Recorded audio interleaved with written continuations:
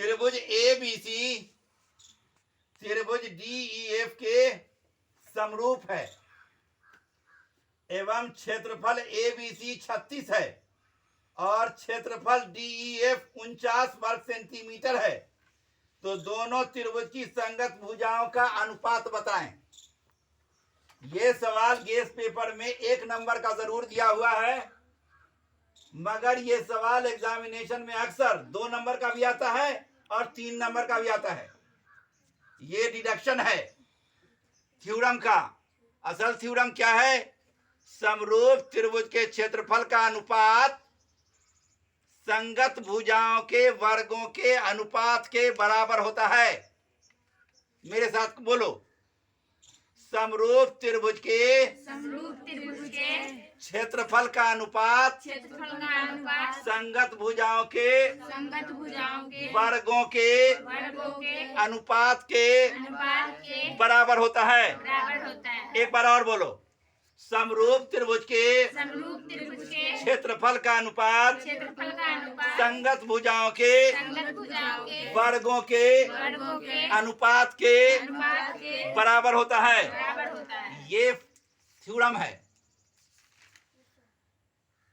ये सवाल 1 नंबर का जरूर है, मगर ये सवाल 2 नंबर का भी आता है और ये सवाल 3 नंबर का भी आता है।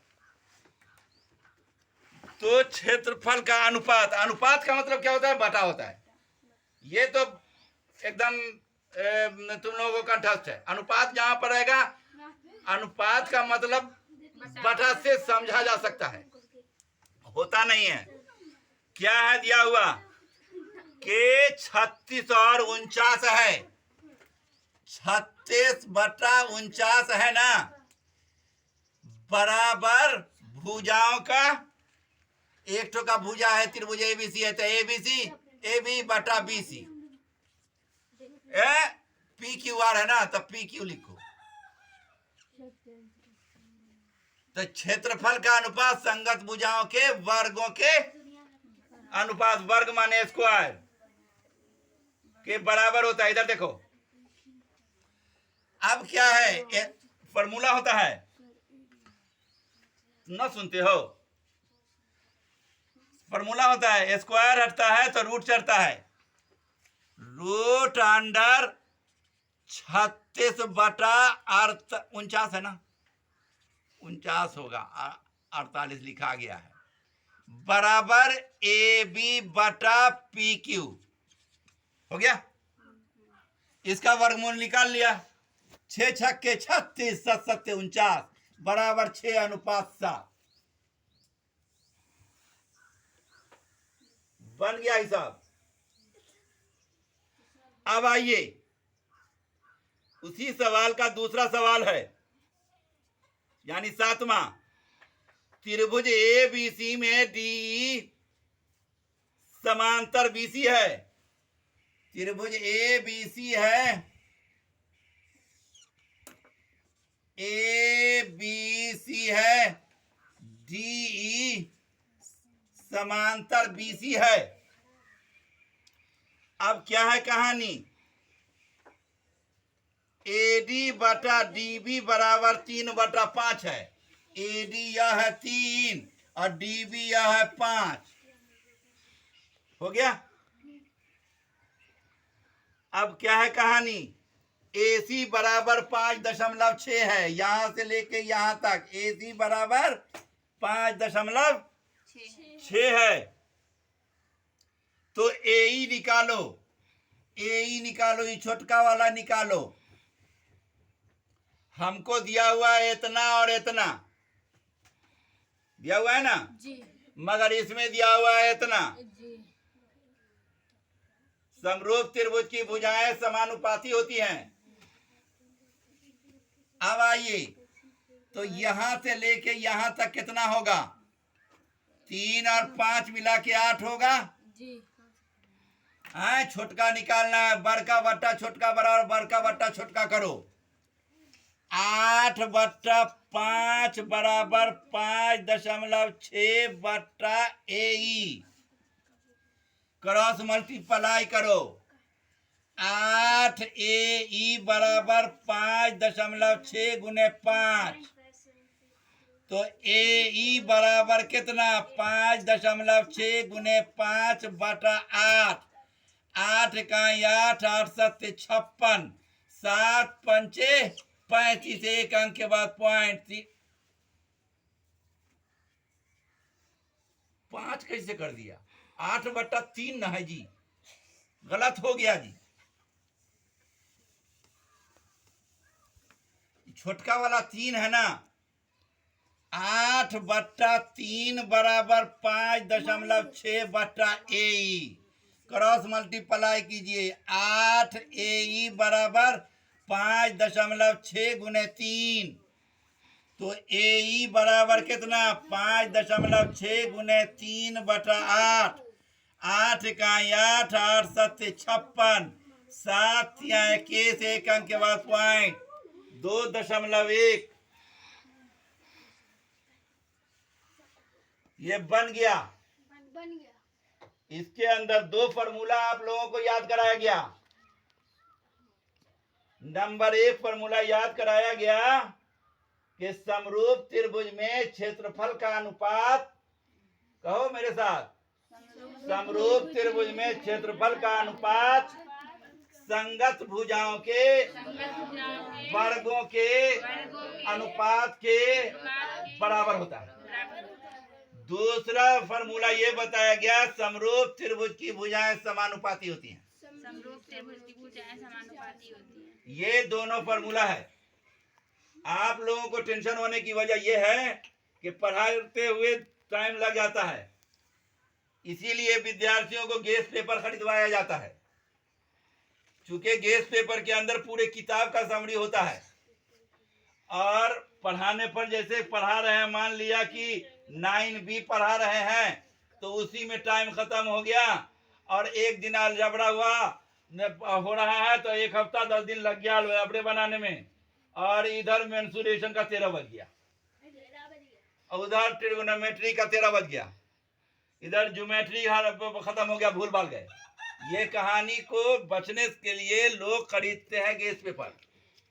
गेस पेपर ऐसी बात नहीं है कि गेस पेपर खरीदने से बड़ा ही हो जाता है, नहीं। गेस पेपर खरीदने से एक बहुत बड़ा फायदा होता है कि अगर गेस पेपर में अगर 20 सवाल पढ़ा तो समझिए कि पूरे किताबे का पढ़ लिया। ये हमको एक चीज का अफसोस होता है कि जैसे इस सवाल के अंदर 100 सवाल है, 2 दिन से लटकी हुई है, नहीं खत्म हुआ। तो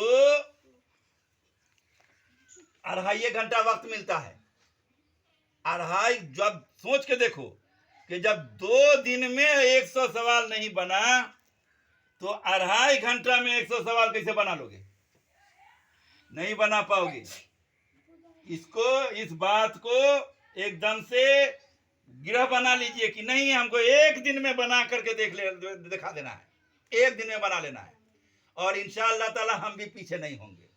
तब जा करके मैट्रिकुलेशन में फर्स्ट डिवीजन कीजिएगा, अगर नहीं तो ठेला पास कीजिएगा। पास तो सब कीजिएगा इंशाअल्लाह ताला। 3rd डिवीजन 2nd डिवीजन हमारी ख्वाहिश है कि फर्स्ट डिवीजन करे। पिछले साल बड़ा अच्छा हुआ था। ए लड़का, तुम नहीं समझ पा रहे हो, एकदम बहस में लगे हुए हो, बातचीत में लगे हुए हो। तो कहने का मतलब ये कि बहुत अच्छा पिछले साल हुआ था। वो मंदिर जो है बहुत अच्छा नंबर लाया। कितना नंबर लाया था? 400। और तुम्हारा भाई भी तो अच्छा नंबर लाया था, 393 लाया था कि 400 कुछ था उसका, 393 था, और हल्ला कर दिया था 400 प्लस बड़े का। जो भी हो, हमारी ये ख्वाहिश है कि आप लोग अच्छा से अच्छा नंबर लाइए, और तब होगा जब 2.5 घंटा वहां देगा तो 2 घंटा में जब तक 100 नहीं पढ़ाइएगा तब तक नहीं पढ़ने को है। बढ़कर पढ़ाई हो गई, अब छुट्टी का भी वक्त हो गया। हमारा तरीका है कि कुछ बात कर लेते हैं। सब लोग मुसलमान के बच्चे हैं आप लोग। एक हदीस सुनाते हैं, सुनिए। एक हदीस सुनाते हैं, सुनिए। हजरत उमर रज़ी अल्लाह ताला अन्हु बयान करते हैं, हजरत उमर रज़ी अल्लाह ताला अन्हु बयान बयान करते हैं कि हम लोग मस्जिद नबवी में बैठे हुए थे, एक आदमी खूब साफ सुथरा उजला सफेद कपड़ा पहन करके आया और आने के बाद रसूलुल्लाह सल्लल्लाहु अलैहि वसल्लम को सलाम किया और एकदम शाने से शाना मिला करके घुटने से घुटना मिला करके बैठ गया। उसके बाद उस शख्स ने पूछा कि ये बताइए कि इस्लाम क्या है। क्या पूछा? इस्लाम क्या है? इस्लाम क्या है? तो रसूलुल्लाह सल्लल्लाहु अलैहि वसल्लम ने बताया कि इस्लाम ये है कि तू इस बात को मान कि पूरे दुनिया के अंदर पूरे कायनात का बनाने वाला अल्लाह है और इस्लाम सच्चा मजहब है और मोहम्मद उसका आखिरी रसूल है। उस शख्स ने कहा कि बिल्कुल ठीक फरमाया आपने। जितने लोग बैठे हुए थे मस्जिद नबवी में, सबको ताज्जुब हुआ कि आखिर क्या बात है। पूछता भी है, हम लोग पहचानते भी नहीं हैं, पूछता भी है और कहता है कि सच फरमाया। ये क्या बात हुई? कितना बड़ा आदमी है, ना हम पहचानते हैं ना कुछ। उस शख्स ने फिर पूछा कि अच्छा बतलाइए ईमान क्या है। तो उसने बताया, रसूलुल्लाह सल्लल्लाहु अलैहि वसल्लम ने बताया कि ईमान ये है कि तू अल्लाह की इबादत ऐसा कर जैसे कि उसको तुम देख रहा है जी। और अगर तुम उसको नहीं देख सकते हो तो कम से कम इस बात का ख्याल रखो कि अल्लाह ताला तुमको देख रहा है। तो उस शख्स ने कहा कि बिल्कुल ठीक फरमाया आपने। क्या कहा? बिल्कुल ठीक फरमाया। सब लोगों को ताज्जुब हो रहा था कि आखिर क्या बात है, हम पहचानते भी नहीं हैं और पूछता भी और कहता है ठीक फरमाया, जबकि रसूल है, रसूल से पूछ रहा है। फिर उसने कहा कि अच्छा बतलाइए ये क्या कहते हैं, क़यामत कब आएगी। तो उसने कहा, रसूलुल्लाह सल्लल्लाहु अलैहि वसल्लम ने फरमाया कि क़यामत का इल्म, बारिश का इल्म और माँ के पेट में जो लड़का है वो मुसलमान होगा कि काफिर होगा, नमाजी होगा कि क्या होगा, इसका इल्म अल्लाह के अलावा कोई नहीं जानता है। हमको अल्लाह ताला ने बताया था मगर अल्लाह ताला ने हमसे भुला दिया। उसके बाद कहा कि ठीक है क़यामत का निशानी बताइए। तब रसूलुल्लाह सल्लल्लाहु अलैहि वसल्लम ने बताया कि जब जहालत आम हो जाएगी और बड़े बड़े लोग तुम देखोगे कि बड़े बड़े मकान पर बना करके लोग उस पर फख्र करने लगे, समझा ना, तो समझो कि क़यामत आ जाएगी। तो लोगों ने, तो उसने कहा कि ठीक है फरमाया आपने। सबको तज्जुब हो रहा था कि कौन ऐसा आदमी है जो पूछता भी है और कहता है सच फरमाया। उसके बाद पूछने वाला चला गया। क्या किया? चला गया। जब वो चला गया तब रसूलुल्लाह सल्लल्लाहु अलैहि वसल्लम ने पूछा कि ऐ उमर बतलाओ ये पूछने वाला कौन था। क्या पूछा? उमर बतलाओ ये पूछने वाला कौन था।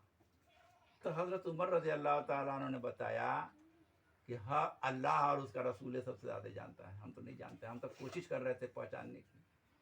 तो उन्होंने बताया कि ये जिब्राइल अलैहिस्सलाम थे और इंसान के शक्ल में तुम लोगों को इस्लाम, इखलाक, ईमान के बारे में बतलाने के लिए आए थे। इस हदीस को हदीस जिब्राइल कहा जाता है। क्या कहा जाता है? हदीस जिब्राइल कहा जाता है। इस हदीस को क्या कहा जाता है? हदीस जिब्राइल कहा जाता है। ठीक है। आप छुट्टी कीजिए।